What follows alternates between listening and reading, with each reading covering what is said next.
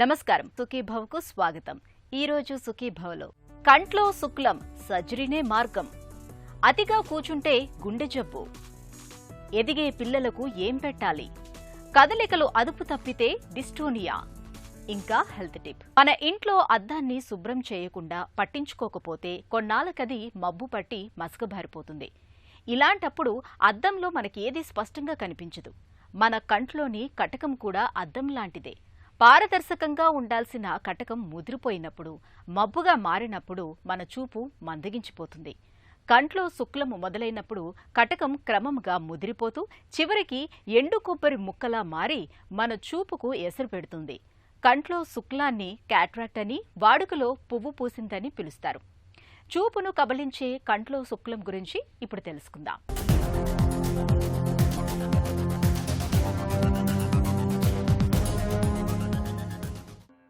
మన కన్ను కెమెరాను తలపించే ఒక అమోఘమైన నిర్మాణం. మన కనుగుడ్డు మీద ఉండే తెల్లటి కార్నియా పొర, దాని వెనక ఉండే సహజ కటకం, ఈ రెండు బయట నుంచి వచ్చే కాంతి కిరణాలు ఖచ్చితంగా లోపలి రెటీనా పొర మీద కేంద్రీకృతం అయ్యేలా చేస్తాయి. తెరలాంటి ఆ రెటీనా పొర ఆ కిరణబింబాన్ని విద్యుత్ ప్రేరణలుగా మార్చి మెదడుకు పంపిస్తుంది. దీంతో మనకు కళ్ల ముందరి దృశ్యం కనిపిస్తుంది. ఈ ప్రక్రియ మొత్తం సజావుగా సాగుతుండడానికి కంటిలోని సహజమైన కటకం చాలా కీలకం. ఎప్పుడూ లేత ముంజెలా బయట నుంచి వచ్చే కిరణాలు సరిగ్గా రెటీనా మీద పడేలా చాలా పారదర్శకంగా ఉండే ఈ కటకం వయసుతో పాటు లేదా కొన్ని ప్రత్యేక కారణాల మూలంగా బాగా ముదిరిపోయి కొబ్బరి ముక్కలాగా మారిపోతుంది. ఇదే శుక్లం. దీని గుండా కాంతి కిరణాలు లోపలికి ప్రసరించవు.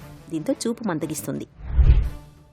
యూజువలీ పుట్టికతో మనకి లెన్స్ ఉంటుంది ఒకటి. ఆ lens is usually transparent. With age around 50 తర్వాత ఆ లెన్స్లో కొన్ని ఎపాసిఫికేషన్స్ డెవలప్ అయ్యేది స్టార్ట్ అవుతుంది. డ్యూ టు సమ్ డిసీజెస్ ఆ ఎపాసిఫికేషన్ స్టార్ట్ అవుతుంది. ఈ లెన్స్ యూజువలీ లెన్స్ రెటినా పైన ఫోకస్ చేస్తుంది ఈ రేస్ని. అది ఒపాసిఫై అయ్యి ఆ రేస్ సరిగ్గా ఫోకస్ అవ్వకుండా ఉంటే ఆ పరిస్థితిని మనం శుక్లాల్ ఆర్ క్యాట్రాక్ట్ అంటాం. Most important is age related cataract అండి. Around the age of 50 and above, many people lens becomes opaque, starts becoming opaque, and we get cataract. అదే కాకుండా చాలా వేరే డిసీజెస్ ఉన్నాయి which can cause cataract. Like malnutrition, pregnancy అప్పుడు ఉన్నప్పుడు కూడా చిన్నప్పుడు క్యాట్రాక్ట్ కూడా వస్తుంది. డయాబెటీస్ ఆల్సో క్యాట్రాక్ట్ని కొంచెం ప్రీఫోన్ చేస్తుంది and we can get cataract at a younger age group.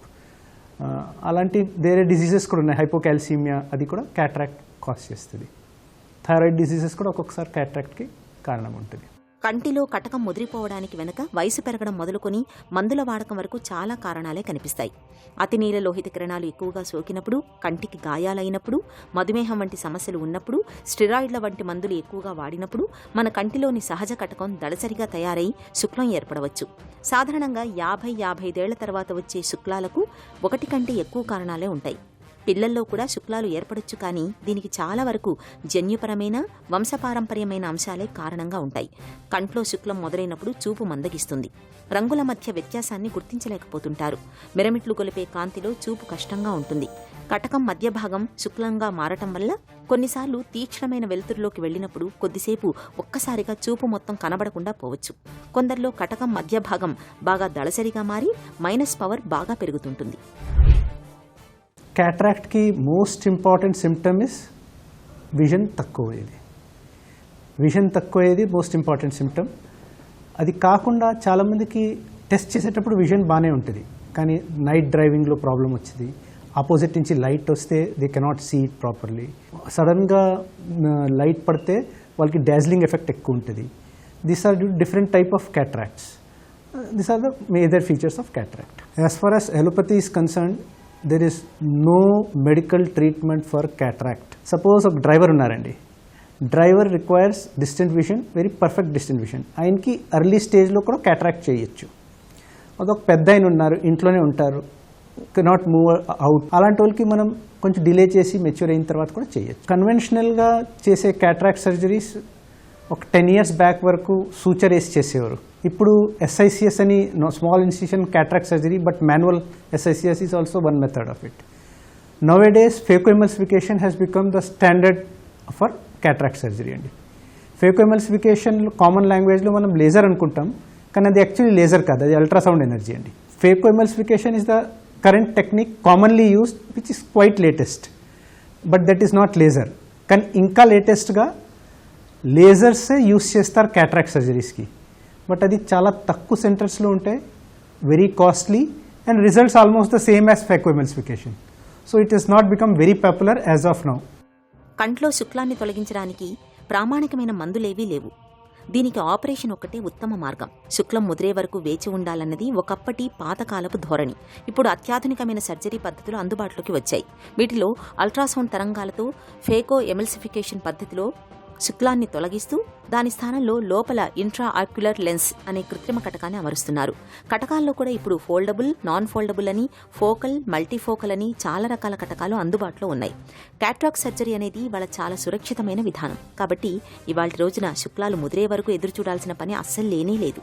శుక్లాల కారణంగా రోగి దైనందిన జీవితం ఇబ్బందికరంగా తయారవుతుంటే అప్పుడే సర్జరీ చేసుకోవచ్చు. తొలి దశలో కూడా చేయించుకోవచ్చు. మోస్ట్ ఇంపార్టెంట్ పోస్ట్ ఆప్ కేర్ ఏమంటే డ్రాప్స్ కరెక్ట్గా వేసుకునేది. సెకండ్ మోస్ట్ ఇంపార్టెంట్, కంట్లో ఏది మట్టి పడకుండా, నీళ్ళు పడకుండా చూసుకోవాలా for a specific period of time, at least for 30 to 40 days. దానివల్ల ఇన్ఫెక్షన్ వెళ్ళిందంటే అది ట్రీట్ చేసి చాలా కష్టం అవుతుంది. అందుకనే డాక్టర్ చెప్పే అడ్వైస్ అనుసారం కరెక్ట్గా డ్రాప్స్ వేసుకుంటూ వస్తే ఇదంతా ఉండదు. Usually cataract recurrence does not occur, కానీ లెన్స్ వెనకాల ఒక లేయర్, పొరలాగా ఒక లేయర్ డెవలప్ అవుతుంది ఒక్కొక్కసారి, maybe after 6 months, maybe 1 or 2 years after cataract surgery. దానికి చాలా ఈజీగా మనం యాక్ క్యాప్ లేజర్ అని, ఆ లేజర్తో వితిన్ 1 minute చేసేయచ్చు. చిన్న సర్జరీ లాగా ఉంటుంది, నాట్ యాక్చువల్లీ సర్జరీ, చిన్న procedure. Most important is cataract in elderly age group. After 40 everybody should get checked once a year. ఆ ఏజ్ గ్రూప్లో క్యాట్రాక్ట్ ఆఫ్టర్ 40-45 క్యాట్రాక్ట్ ఎప్పుడన్నా స్టార్ట్ అవ్వచ్చు. ఈవెన్ అర్లీ ఏజ్ గ్రూప్లో కూడా ఇది ఉంటుంది. Usually runs in families congenital cataract. So family history ఉన్నప్పుడు మనం ఎక్కువ చెక్ చేయించుకోవాలి. ప్లస్ యంగర్ ఏజ్ గ్రూప్లో if you see any white reflex in the I, అది క్యాట్రాక్ట్ అని ఇమీడియట్గా చెక్ చేసుకోవాలి పూర్తిగా. So yearly checkup is very important. క్యాట్రాక్ట్తో సహా గ్లోకోమా చెకప్ కూడా ఇంపార్టెంట్ అండి. కంట్లో శుక్లాన్ని తొలగించే సర్జరీని చేయించుకోవడానికి ముందు మధుమేహం, హై బీపీ ఉన్నట్లయితే వాటిని నియంత్రించుకోవడం చాలా అవసరం. లేకపోతే అధిక రక్తపోటు వల్ల కంటిలో రక్తస్రావం అవుతుంది. మధుమేహం ఎక్కువగా ఉన్నప్పుడు ఇన్ఫెక్షన్లు వస్తే వాటిని నియంత్రించడం కష్టం. అలాగే రక్తాన్ని పల్చగా చేసే ఆస్పిరిన్ తరహా మందులు వాడుకుంటూ ఉంటే వాటిని తప్పనిసరిగా ఆపరేషన్కి 2 రోజుల ముందు నుంచి మానేయాలి. విజ్ఞాన శాస్త్రం విస్తరించిన కొద్దీ మన దృష్టి మెరుగవుతోంది. అందుకు ఆధునిక శుక్లాల సర్జరీలే సాక్ష్యం. గంటల తరబడి కుర్చీకి అతుకుపోయి పనిచేయటం మన ఆరోగ్యానికి ఏమంత మంచిది కాదని చెబుతారు డాక్టర్లు. కూర్చొని తింటే కొండలు కరిగిపోయినట్లుగా అదే పనిగా కూర్చొని పనిచేయటం వల్ల మన ఒంటి ఆరోగ్యము హరించుకుపోతుంది. కీళ్ల నొప్పులు, మోకాళ్ల నొప్పులు, అధిక బరువు, ఇలా చాలా రకాల సమస్యలు చుట్టుముడతాయి. అన్నిటికీ మించి మనకు ప్రాణాధారమైన గుండె ఆరోగ్యం చతికిల పడుతుందని, గుండెపోటు ముప్పు కూడా పెరుగుతుందని హెచ్చరిస్తున్నారు డాక్టర్లు. గంటల తరబడి కూర్చొని పనిచేయటం గుండెకు ఎందుకు మంచిది కాదో ఇప్పుడు తెలుసుకుందాం.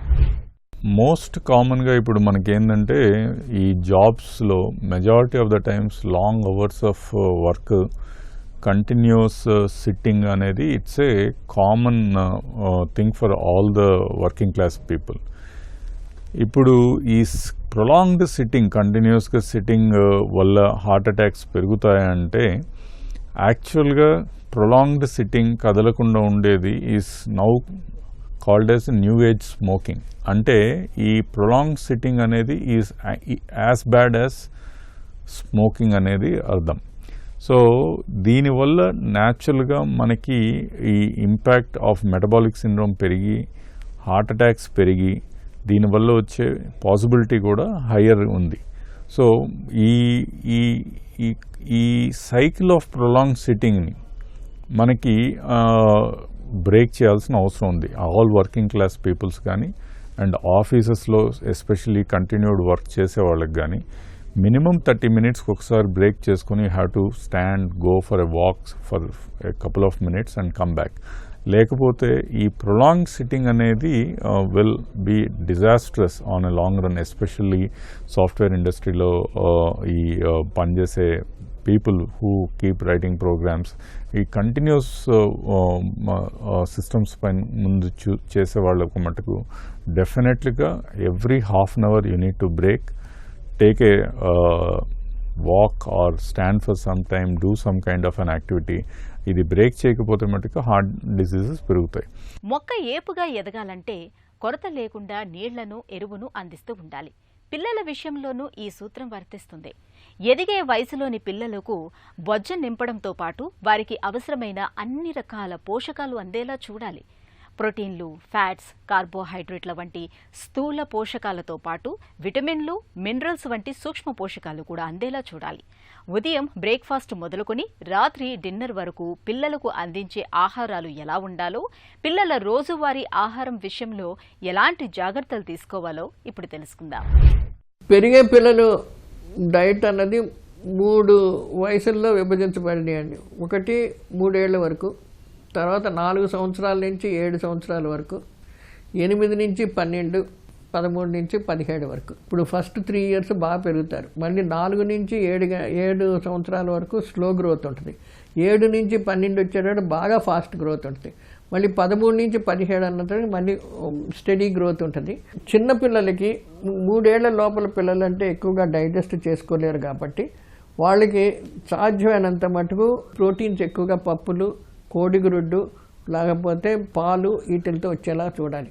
పాలల్లో కాల్షియం ఎక్కువ వస్తుంది. వాళ్ళకి ఏంటంటే పిల్లల బోన్స్ బాగా పెరుగుతూ ఉంటాయి కాబట్టి ఎక్కువ కాల్షియం ఉండాలి. ఇటు క్యాలరీస్, ఇంధనము, ప్రోటీన్స్ ఎలాగ ముఖ్యం, కండరాలు పెరగడానికి, మనుషులు పెరగడానికి ఎలా ముఖ్యం, అదేవిధంగా ఇటు విటమిన్స్ను, ఖనిజ లవణాలు చాలా ఇంపార్టెంట్. ఈ విటమిన్స్, ఖనిజ లవణాలు శరీరం బ్యాలెన్స్ చేస్తూ ఉంటుంది. అన్నీను కరెక్ట్గా ఉండాలనుకుంటే ఒక సమతులిత ఆహారం పెట్టాలి. దాని క్వాంటిటీసే మారుతూ ఉంటాయి అన్నమాట. పిల్లలు వయసు ప్రకారంగా మారుతూ ఉంటాయి. పిండి పదార్థాలు అంటే గింజ ధాన్యాలు పొయ్యి ఎక్కువ ఉంటాయి. మాంసకృతులు అంటే పప్పు, జంతు సంబంధమైన ఆహార పదార్థాలు ఉంటాయి. ఇవి రెండూ కలిపి కనీసం ఒక 30 గ్రాములు రోజుకు వచ్చేలా ఉండాలి. ఇంధనం అంటే కార్బోహైడ్రేట్స్, వెన్న, నెయ్యి అటువంటి వాటిల్లో ఇంధనం ఎక్కువ వస్తుంది కాబట్టి దాని క్యాలరీస్ మనకి అట్లీస్ట్ 40% రావాలి. ఇలా విటమిన్స్ ఇవన్నీను మనకి పండ్లు, ఆకుకూరలు వాటిలో వస్తాయి. సో ఒక సమతులిత ఆహారంలో గింజ ధాన్యాలు ఉండాలి, పప్పు దినుసులు ఉండాలి, కొంత మటుకు పండ్లు, ఆకుకూరలు, కూరగాయలు ఉండాలి. ఇవన్నీ ఉండి పాలు కంపల్సరీ ప్రతిరోజు ఉంటే ఇది ఒక సమతులిత ఆహారం వస్తుంది. దీని క్వాంటిటీసు చిన్న పిల్లల దగ్గర 3 ఏళ్ల పిల్లలకి చాలా తక్కువగా వాడతాం. వాళ్ళకి రకరకాలుగా మార్చుకుంటూ ఇవన్నీ కొంచెం పెట్టుకుంటూ పెడుతూ ఉండాలి. సో ఈ 7 ఏళ్ళకి వచ్చేటప్పుడు, 4 నుంచి 7 ఏళ్ళు వచ్చేటప్పుడు ఇవే క్వాంటిటీస్, ఈ బ్యాలెన్స్డ్ డైట్ అంటే క్వాంటిటీస్ ఎక్కువ చేసుకుంటూ ఉండాలి. వీళ్ళకి ఇంధనం ఎక్కువ ఉంటుంది. వాళ్ళకి కావాల్సినంత ప్రోటీన్స్ అంటే మాంసకృతులు ఎక్కువగా ఉంటాయి. ఈ రెండు పెట్టడం వల్ల వాళ్ళ పెరుగుదల వస్తుంది, శారీరక పెరుగుదల ఉంటుంది. వాళ్ళు చేసే వేరే పనులన్నిటికీను ఇంధనం కూడా వస్తుంది, క్యాలరీస్ కూడా డెవలప్ అవుతాయి. అలాగ పెట్టుకుంటూ ఉండి అడల్సెంట్ ఏజ్ వచ్చే వాళ్ళకి సాధ్యమైనంత మటుకు సంపూర్ణ ఆహారం అంటే ఆల్మోస్ట్ అడల్ట్ డైట్ కింద వస్తుంది. కానీ ఇందులో వీళ్ళకి ఏంటంటే ఎక్కువగా ప్రోటీన్స్లో ఉండాలి, తర్వాత ఏమో క్యాలరీస్ ఎక్కువగా ఉండాలి. ఇవి రెండు ఉంటే వాళ్ళు ఎక్కువ బరువు పడరు, కానీ వాళ్ళ పెరుగుదల ఉంటుంది. కదలిక అనేది మన ఉనికికి సంకేతం. కదలికలే లేకపోతే మనం ఏ పని సజావుగా చేయలేం. మన కార్యకలాపాలకు ఆయువు పట్టు లాంటి కదలికలన్నీ సాఫీగా సాగిపోతుంటేనే మన పనులన్నీ చకచకా జరిగిపోతాయి. అదే మన కదలికలన్నీ అస్తవ్యస్తమైతే, కండరాల కదలికపై మనకు అదుపు లేకపోతే మొత్తంగా మన జీవితమే నరకంగా మారుతుంది. మన శరీర కదలికలపై నియంత్రణ తప్పడాన్ని వైద్య పరిభాషలో డిస్టోనియాగా పిలుస్తారు. మన కదలికల్ని కట్టిపడేసే డిస్టోనియా సమస్య గురించిన పూర్తి వివరాల్ని డాక్టర్ని అడిగి ఇప్పుడు తెలుసుకుందాం. డిస్టోనియా అంటే ఏంటి? ఏదైనా ఒక మూమెంట్ కావాలి, సే నా చెయ్యి ఇలా వెళ్ళాలి, ఈ కండలు కంట్రాక్ట్ అవ్వాలి అంటే ఈ కండలు గట్టిగా పనిచేయాలి. ఇటువైపు వస్తుంది కదా, ఆటోమేటిక్గా వెనక భాగంలో ఉన్న కండలు పూర్తిగా రిలాక్స్ అయిపోవాలి, అవి వదిలేయాలి. ఇటువైపు కండ గట్టిగా పనిచేయాలి. అలా చేసినప్పుడే మనకి ఒక మూమెంట్ సాధ్యపడుతుంది. అలా కాకుండా ఈ కండ కంట్రాక్ట్ అయింది, ఒకవైపు గట్టిగా పనిచేస్తున్నాయి, దాని ఆపోజిట్ సైడ్ కూడా బాగా గట్టిగా పనిచేస్తున్నాయి, రెండు ఒకటేసారి పనిచేస్తున్నాయి అన్నప్పుడు అబ్నార్మల్గా ట్విస్ట్ అయిపోతుంది. ఆ ట్విస్ట్ అయిపోతున్న మూమెంట్నే మనం డిస్టోనియా అంటాం. డిస్టోనియా లక్షణాలు ఎలా ఉంటాయి? లక్షణాలు ఏమేమి కనబడతాయి అంటే ఏ భాగం ఇన్వాల్వ్ అవుతుందో ఆ భాగానికి సంబంధించిన లక్షణాలు కనబడతాయి. అబ్నార్మల్గా పోస్చరే మారిపోతుంది. కొంతమందికి అసలు తేడా వస్తుందని కూడా తెలియదు. ఎవరో ఒకరు చూసి చెప్తారు, అమ్మ మీరు పేపర్ చదువుతున్నప్పుడు అబ్నార్మల్గా చూస్తున్నారు. సో ఇలా అబ్నార్మల్ పోస్చర్ వస్తోంది అనేది పక్కన వాళ్ళు చూసి చెప్పేది కొన్నిసార్లు. కొంతమందికి ఆ తేడాతో పాటు ఆ ట్విస్టింగ్ మూమెంట్తో పాటు నొప్పి ఉంటుంది, డిస్కంఫర్ట్ ఉంటుంది. సో అలాంటి కేసులో వాళ్ళే వస్తారు. వీటితో పాటు ఇంకేమైనా డిస్టోనియాతో పాటు ఇంకేమైనా ఉండొచ్చా అంటే డిస్టోనియాతో పాటు కొన్నిసార్లు ట్రెమర్ ఉండొచ్చు. ట్రెమర్ అని చెప్పడానికి లేదు, దీన్ని డిస్టోనిక్ ట్రెమర్ అంటాము.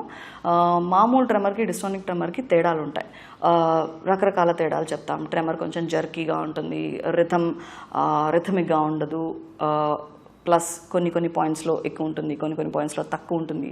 ఇలా రకరకాల ఫీచర్స్తో ఇది డిస్టోనిక్ ట్రెమర్ అని నిర్ధారించుతాం. డిస్టోనియాతో పాటు జన్యుపరంగా సంక్రమిస్తున్న డిస్టోనియాలతో పాటు మయోక్లోనస్ అంటే సడన్గా ఝట్కాలు అలాంటివి కూడా యాడ్ అవ్వచ్చు. జబ్బుని బట్టి రకరకాల అడిషన్స్ ఉంటాయి. డిస్టోనియాతో పాటు వేరే ఫీచర్స్ కూడా చూస్తూ పోతాం. కొన్ని కేసెస్లో ఫిట్స్ కూడా చూస్తాం, కొన్ని కేసెస్లో మతి స్థిమితం లేకపోవడం కూడా చూస్తాం. డిస్టోనియా ఎందుకు వస్తుంది? ముప్పు ఎవరికి ఎక్కువ? జన్యుపరంగా ఈ డిస్టోనియాస్ రావచ్చు. యూజువల్గా జన్యులో తేడా ఉన్న డిస్టోనియాస్ ఫస్ట్ 25 సంవత్సరాల లోపలే కనబడతా ఉంటాయి. కొన్ని కారణాలు అంటే విల్సన్స్ డిసీజ్ లాంటివి కావచ్చు, లేకపోతే బిడ్డ పుట్టినప్పుడు ఊపిరి అందకపోతే మతస్థిమితం సరిగ్గా ఉండదు. దాంతో పాటు డిస్టోనియా కూడా అబ్నార్మల్గా ఇలా చేతులు కాళ్ళు తిరిగిపోవడం కూడా ఒక లక్షణం కనపడుతుంది. బిడ్డ పుట్టిన తర్వాత మనకి జాండీస్ అంటే కామర్లు రావడం చాలా సహజం. కామర్లు కొంతమందికి విపరీతంగా వస్తాయి. కర్నిక్ ట్రస్ ఉన్నప్పుడు కూడా ఈ డిస్టోనియా అబ్నార్మల్గా అన్ని కండలు ఇన్వాల్వ్ అవుతూ రావచ్చు. కొన్ని ఇన్ఫెక్షన్స్ ఉన్నప్పుడు కూడా డిస్టోనియాస్ కనబడతాయి. ఈ ఇన్ఫెక్షన్స్ మనకి డిస్టోనియాకి రావడానికి ఏదైతే బ్రెయిన్ భాగం ఉందో ఆ ఏరియాలో కనుక ఇన్ఫెక్షన్ వస్తుంది, ఆ ఏరియాలో కణితులు కనబడుతున్నాయి, అట్లాంటివి ఏమైనా ఉన్నాయి, గడ్డలు కనబడుతున్నాయి, అలా కనబడుతున్నది అంటే కనుక అప్పుడు కూడా మనకి డిస్టోనియా రావచ్చు. ఇవేవి కాకుండా కొన్ని కేసెస్లో అసలు కంప్లీట్గా ఇడియోపతిక్ అంటే ఏంటంటే కారణం కనపడదు. ఏమీ ఈ మెదడు ఎంఆర్ఐలు అవి ఇవి చేసినప్పుడు ఏమీ తెలియదు. ఇందాక చెప్పినట్లు ఇన్ఫెక్షన్ కానీ బిడ్డ పుట్టినప్పుడు తేడాలు రావడం, జాండీస్ రావడం ఇట్లాంటివి కానీ ఏవి కనపడకుండా కూడా కారణమే తెలియకుండా కూడా చిన్న డిస్టోనియాస్ కనపడుతూ ఉంటాయి. ఈ రెండు కాకుండా 2 ఆటోఇమ్యూన్ డిసీజెస్లో కూడా డిస్టోనియా కనబడుతుంది. డిస్టోనియాను ఎలా నిర్ధారించుకుంటారు? క్లినికల్గా మాకెప్పుడు పేషెంట్ని ఎగ్జామిన్ చేయడమే నెంబర్ 1. బ్రెయిన్లో డిస్టోనియాకి ఏ భాగంలో తేడా వస్తుంది, కంట్రోల్ ఎక్కడ ఉంటుంది అంటే బేసల్ గ్యాంగ్లియాలో ఇన్ఫెక్షనో, ట్యూమరో, గడ్డో, లేకపోతే విల్సన్స్కి సంబంధించిన చేంజెస్, స్ట్రోక్స్, బ్లీడ్స్, క్లాట్స్, ఎంఎస్కి సంబంధించిన ప్లాక్స్ అంటే ఈ పొర కరిగిపోవడం వల్ల చిన్న వాపులు వస్తాయి, అవి ఇలాంటివి ఏమైనా ఆటోఇమ్యూన్ ఎన్కెఫలైటిస్లో ఏమైనా ఈ బేసల్ గ్యాంగ్లియా ఇన్వాల్వ్ అవుతుంది, ఇవన్నీ చూసుకోవడానికి మాకు ఎంఆర్ఐ కావాలి. ఎంఆర్ఐ చేసిన తర్వాత ఎంఆర్ఐ క్లియర్, ఆ చేంజెస్ ఏవీ లేవు, అండ్ పేషెంట్ 25 years లోపల ఉన్నాడు, జనరలైజ్డ్ డిస్టోనియా వస్తుంది, లేకపోతే it started in one place, ఒక చోట స్టార్ట్ అయింది, ఒకలాగా స్టార్ట్ అయింది, దాని తర్వాత పొక్కుతూ వెళ్ళిపోయింది. ఈ ప్రోగ్రెషన్ని బట్టి కూడా కొన్నిసార్లు మేము డైరెక్ట్గా జెనెటిక్ శాంపుల్ కూడా తీసుకుంటాం. ఎంఆర్ఐ అయిపోయిన వెంటనే బ్లడ్ నుంచి జెనెటిక్ శాంపుల్స్ తీసుకొని బ్లడ్ నుంచే చూస్తాం జీన్స్ ఏవి పాజిటివ్ ఉన్నాయి, ఏవి పాజిటివ్ ఉంటే ఎలా ఉండొచ్చు, అసోసియేషన్స్ అంటే డిస్టోనియా కాకుండా ఈ జబ్బులో ఇంకేమైనా రావచ్చా అనేది డైరెక్ట్గా జెనెటిక్ అనాలిసిస్ కూడా తీసేసుకుంటాం. కొన్ని కేసెస్లో బ్లడ్ ఇన్వెస్టిగేషన్స్ తీసుకోవాల్సి వస్తుంది. ఆ బేసల్ గ్యాంగ్లియా ఏరియాలో తెల్లగా కనబడిపోతా ఉంది, ఎందుకు తెల్లగా ఉంది అనేది తెలీదు, ఆ వాపు ఎందుకు వస్తుంది అనేది తెలీదు. వాటికి సంబంధించి బ్లడ్లో యాంటీబాడీస్ తీసుకుంటాం, లేకపోతే కొన్ని కాపర్ లెవెల్స్ అనో లేకపోతే హెవీ మెటల్ స్క్రీన్ కొన్ని కేసెస్లో తీసుకుంటాం. హెవీ మెటల్స్ అంటే బ్రెయిన్ ఒకటే కాదు, మిగతా ఏరియాస్ అన్నీ ఇన్వాల్వ్ అవుతూ పోతాయి. వాటికి సంబంధించిన చేంజెస్ బట్టి అవసరాన్ని బట్టి హెవీ మెటల్ స్క్రీన్ తీసుకోవచ్చు. ఇలా కొన్ని బ్లడ్ ఇన్వెస్టిగేషన్స్ ఉంటాయి. Auto immune panel, paraneoplastic panel, ఇవి ప్రోటీన్స్ అన్నమాట, బ్లడ్లో ఉండే ప్రోటీన్స్, ఇవి తీసుకోవాల్సి రావచ్చు. డిస్టోనియాకు చికిత్స ఎలా ఉంటుంది? స్టార్టింగ్ కొంచెం డిస్టోనియాతో స్టార్ట్ అయింది. జబ్బు ట్రీట్మెంట్ విల్సన్స్ ట్రీట్మెంట్తో స్టార్ట్ అవుతుంది. జబ్బుని బట్టి ట్రీట్మెంట్, అలా కాదు ఆటోఇమ్యూన్ ఎన్కెఫలైటిస్ ఉన్నది అంటే జబ్బు ట్రీట్మెంట్. సో కారణం ఏంటో ఆ కారణానికి ట్రీట్మెంట్ ఇస్తాం. దాంతోపాటు ఈ అబ్నార్మల్గా కండలు కంట్రాక్ట్ అవ్వకుండా కూడా సిమ్టమాటిక్ ట్రీట్మెంట్ ఉంటుంది. అంటే కండల్ని కొంచెం రిలాక్స్ చేయడానికి మందులు ఉంటాయి, ఆ మందులు ఇస్తాం. బొటాక్స్ ఇంజెక్షన్లతో డిస్టోనియా నయమవుతుందా? కొన్ని కేసెస్లో చాలా సివియర్గా ఉంది, ముందు ఆ ట్రీట్మెంట్ అంతా పనిచేసే కంటే ముందు పేషెంట్కి రిలీఫ్ రావాలి, కూర్చోలేకపోతున్నాడు, నించోలేకపోతున్నాడు, నడవలేకపోతున్నాడు, అలాంటి కేసెస్లో బొటాక్స్ ఇస్తాం. కొన్ని కేసెస్కి మాత్రం బొటాక్స్ తప్ప అసలు వేరే ఆప్షనే ఉండదు.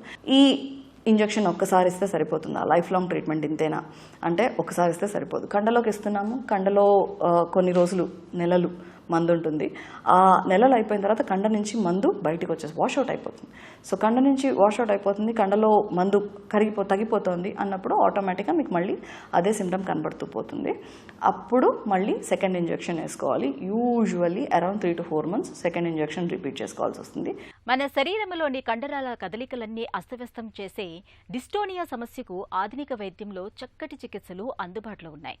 ముఖ్యంగా బొటాక్స్ ఇంజెక్షన్ల సాయంతో డిస్టోనియా సమస్య నుంచి సులువుగానే బయటపడొచ్చు. ఒక చిన్న చిట్కా మీకోసం. జీర్ణ శక్తిని పెంచడానికి అనాస పండు బాగా తోడ్పడుతుంది. ఇందులో ఎక్కువ మొత్తంలో ఉండే బ్రోమెలైన్ అనే ఎంజైమ్తో పాటు ఇతర ఖనిజాలు, విటమిన్లు, యాంటీ ఆక్సిడెంట్ పోషకాలు జీర్ణ వ్యవస్థను చక్కటి ఆరోగ్యంతో ఉంచుతాయి, శరీరాన్ని వ్యాధుల బారిన పడకుండా కాపాడుతాయి.